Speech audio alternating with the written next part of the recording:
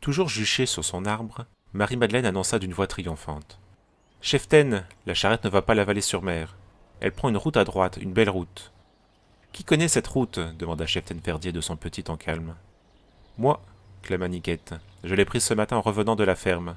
Elle a un bel écriteau bleu avec Sainte-Victoire, 25 kilomètres. »« Sainte-Victoire » répéta Cheftaine Hardy.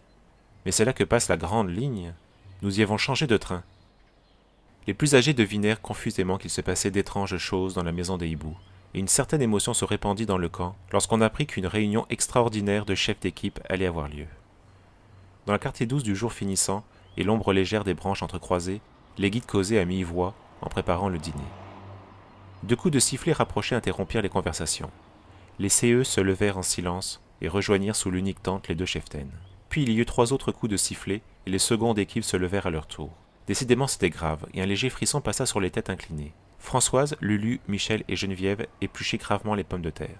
« Nous sommes peut-être chez des brigands. C'est cela qui serait drôle. Chut, taisez-vous. Les cheftaines nous ont recommandé d'être silencieuses et discrètes. » Yvonne et Denise descendaient avec de grands rires les sacs de couchage du grenier pour les introduire dans le hangar. « Oh, mais c'est touchant, » plaisanta Denise. « Ils ont tout lavé, tout balayé, c'est un vrai palais. Ce matin déjà tout le hangar était vide, et ils nous avaient raconté hier soir qu'il était plein. »« Ils n'ont pas de loi guide qui les oblige à la franchise, » répondit Yvonne sentencieuse. Elle humait l'air avec componction. « Ça sent le tabac. »« Cela t'étonne, moi pas. Je suis persuadé que M. Anatole fume 10 pipes par jour, et Mlle Aurélie 3 paquets de cigarettes. » Pendant ce temps, le conseil de chef se déroulait impressionnant, sous la tente de toile brune. Les 8 visages étaient graves. « Vous vous souvenez, disait Marie-Rose Verdier, des paroles mystérieuses du chef de gare? Eh bien, je suis certaine maintenant que les convives de Madame du Châtelet sont loin d'être les braves gens et qu'elle ne le sait pas. Nous ne savons rien de précis, mais il faut observer ce qui se passe autour de nous.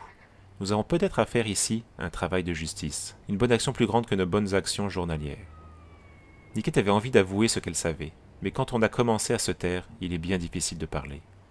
Georgette, qui était chef d'équipe des abeilles, rejeta en arrière ses longues nattes blondes. Elle était l'aînée de 10 enfants, ce qui l'avait rendue calme et réfléchie. « Oui, je trouve ces gens trop aimables. Le concierge, le jardinier et sa femme, la cuisinière et sa fille, sans compter les cousins de Madame du Châtelet, tous, ils nous font des sourires. Mais en même temps, on dirait qu'ils ont envie de nous mordre. Certainement nous les dérangeons, » approuva avec fougue la brune Anne-Marie, chef équipe des mouettes. J'ai entendu par hasard M. Boivin qui disait à sa sœur « Ces maudites gamines auraient mieux fait de rester chez elles. » Et ordinairement, tout le monde est heureux d'accueillir des guides. Puis la maladie de Madame du Châtelet est un nouvel ennui pour nous, car c'est elle qui est propriétaire de la maison des hiboux, et c'est elle qui nous reçoit. Mais est-elle vraiment malade? Voulez-vous m'envoyer en reconnaissance? Je suis prête à me rendre par n'importe quel moyen auprès de Madame du Châtelet. Je sais où est la fenêtre de sa chambre, car je l'y ai aperçue plusieurs fois. Odette était adroite et sportive, et après avoir échangé quelques mots, les cheftaines acceptèrent ses offres de service. Si vous pouviez parler à Madame du Châtelet, cela nous aiderait beaucoup. Il faudra tenter cette aventure avec prudence demain matin. Et demain après-midi, nous irons à Marfraisa-Plage, la station dont nous a parlé Mademoiselle Aurélie, là où nous ne craindrons pas de sable mouvant. Et maintenant, ajouta Cheftaine Hardy, qui gardait une inquiétude au fond de ses yeux clairs de Lorraine, recommandez le silence à tous vos guides. Il ne faut pas que ces gens se méfient de nous. C'est entendu, Cheftaine. Niquette sortit la première de la tente. Est-on allé chercher de l'eau? Oui, Yvonne et Françoise sont partis avec des seaux. Niquette alla à leur rencontre et les trouva qui pleuraient près de la pompe. Elle avait eu le temps d'ailleurs d'apercevoir une robe à carreaux qui s'enfuyait. « Qu'y a-t-il » Francette, surtout, paraissait désespérée. « Mademoiselle Aurélie nous a dit de faire bien attention, car il y avait un homme noir dans le pays, qui avait déjà essayé 2 fois de brûler le hangar.